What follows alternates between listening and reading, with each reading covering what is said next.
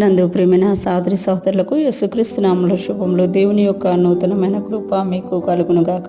ఈరోజు దేవుడు మనకిచ్చిన మాట యోహాను రాసిన మొదటి పత్రిక 3వ అధ్యాయం 18వ వచనం. చిన్నపిల్లలారా, మాటతోనూ నాలుకతోనూ కాక క్రియతోనూ సత్యముతోనూ ప్రేమింతుము. ఈ మాటలు మనం యోహాను రాసిన మొదటి పత్రికలో చూస్తున్నాము. యోహాను గారు ఎక్కువగా, శిష్యుడైన యోహాను గారు ఎక్కువగా ప్రేమ గురించి తెలియజేసినట్లు మనం చూడగలం. ఇక్కడ ఆయన తెలియజేస్తున్నారు కదా, చిన్నపిల్లలారా అంటున్నారు.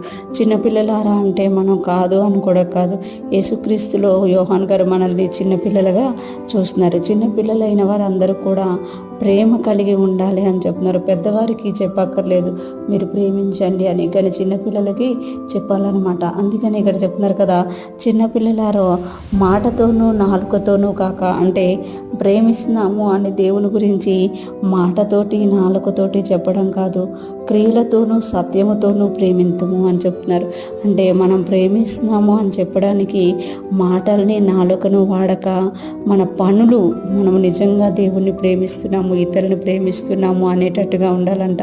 సత్యముతో, అంటే మనం ఎప్పుడైతే క్రియలతో ప్రేమిస్తామో మనము సత్యముతో ప్రేమిస్తున్నాము అని అర్థం అన్నమాట. యేసయ్య మనల్ని మాటతోనూ నాలుకతోనూ ప్రేమించలేదు. ఆయన మాటతోనూ నాలుకతోనూ ప్రేమిస్తే పరలోకంలో ఉండే మీరందరూ రక్షింపబడుదురుగాక, మీ పాపములు క్షమింపబడునుగాక అని చెప్పి ఉండదురు. కానీ ఆయన మన కొరకు దిగివచ్చి, నిజముగా దిగొచ్చి, ఆయన మన కొరకు నిజముగా క్రియలతో ఆయన మన కొరకు మరణించి తిరిగి లేచినట్టు, శ్రమ పొందినట్టు, మనుషులు ఎవరు లెక్క చేయని వాడిగా, చూడనొల్లని వాడిగా మారినట్టు మనము చూస్తామన్నమాట. సిలువలో ఆయన మన కొరకు దిగంబరిగా వ్రేలాడి మరణించి మనల్ని ప్రేమిస్తున్నాను అని తెలియజేశారన్నమాట.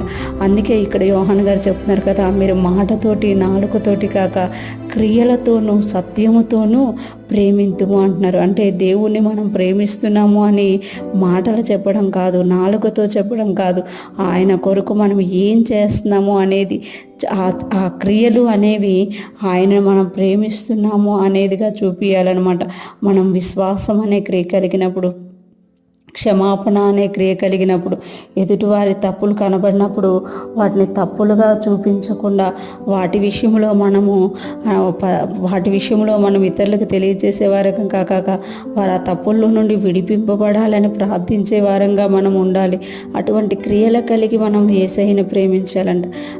ఆయన సన్నిధిలో సమయం గడపడం, ఆయనకి ఇష్టమైనది కనుక్కొని చేయడం, ఆయనతో జీవించడం, ఇవన్నీ కూడా క్రియలతోనూ సత్యముతోనూ ప్రేమించామట.